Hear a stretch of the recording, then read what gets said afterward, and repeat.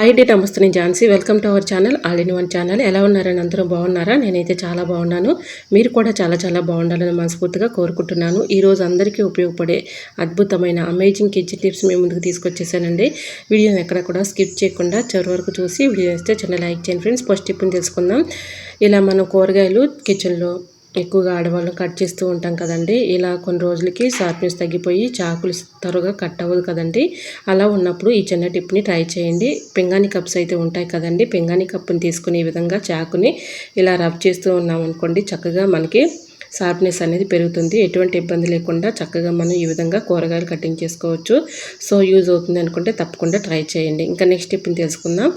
Ear phones మనం ఇలాగ ఫోన్కి పెట్టుకుని పక్కన పడేస్తూ ఉంటాం కదండి. దీనిపైన డస్ట్ ఎక్కువగా ఉంటుంది. డస్ట్ ఎలా క్లీన్ చేసుకోవాలనేది ఈ టిప్ని అయితే షేర్ చేస్తున్నానండి. ముందుగా మనం యూజ్ చేసుకునే టూత్ పేస్ట్ ఉంటుంది కదండి. ఆ పేస్ట్ తీసుకుని ఈ విధంగా ఏదైనా టిష్యూ పేపర్ కానీ ఏదైనా ఒక కాటన్ క్లాత్ కానీ తీసుకొని దాన్ని కొంచెం అప్లై చేసేసి ఈ విధంగా మొత్తం కూడా రఫ్ చేసి ఇలా క్లీన్ చేసుకున్నాం అనుకోండి, చక్కగా క్లీన్ అయిపోతుంది. తర్వాత ఏదైనా ఒక పొడి క్లాత్తో క్లీన్ చేసుకున్నాం అనుకోండి, చక్కగా మనకి ఇలా ఇయర్ ఫోన్స్ అయితే మెరిసిపోతాయండి. ఇలా అప్పుడప్పుడు టెస్ట్గా ఉన్నప్పుడు ఈ విధంగా కోల్గేట్ పేస్ట్ వేసుకుని ఈ విధంగా క్లీన్ చేసుకున్నాం అనుకోండి, చక్కగా క్లీన్ అయిపోతుంది. ట్రై చేయండి. మరొక యూస్ఫుల్ టిప్ తెలుసుకునే ముందు చిన్న రిక్వెస్ట్ అండి. ఫస్ట్ టైం మన ఛానల్ ఎవరైనా చూస్తుంటే ప్లీజ్ అండి, ప్రీవియస్ వీడియో చూసి మీకు నచ్చితే ఛానల్ని సబ్స్క్రైబ్ చేసుకోండి. ఇంతవరకు మన ఛానల్ని ఎంతగానో ఆదరించి సపోర్ట్ చేసి సబ్స్క్రైబ్ చేసిన ప్రతి ఒక్కరికి కూడా చాలా థ్యాంక్స్ అండి.